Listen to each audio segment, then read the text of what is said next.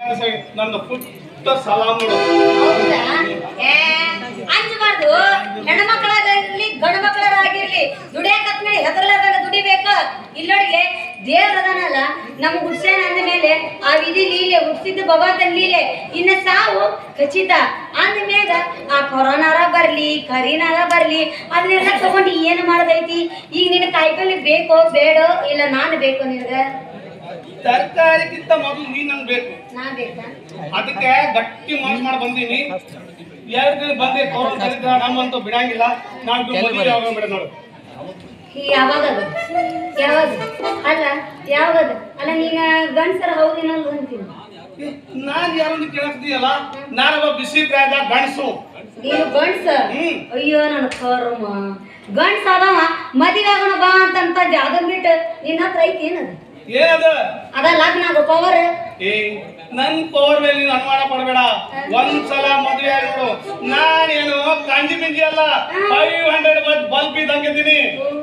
ಮತ್ತೆ ಅಲ್ಲ ಮದುವೆ ಅಂತ ಬರೀ ಮಾತಿನಾಗ ಹೇಳ್ಕೊತ ಅಡ್ಯಾಡ್ತೀವಿ. ಏನ ಮದುವೆ ಬಗ್ಗೆ ಮುಂದೆ ಲಗ್ನದ ವಿಚಾರ ಮಾಡೋಂಗದಿಯ ಹೆಂಗ? ಮತ್ತ ಮದ್ವೆ ಚಿಂತೆ ಬಿಟ್ಟಾಕು.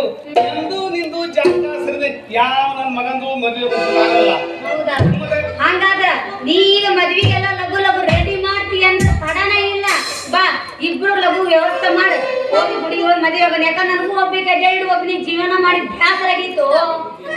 ಹೌದೇನು ನಮ್ ಚಂದ್ರ ಅವಳಿ? ಈಗ ಮಾಡು.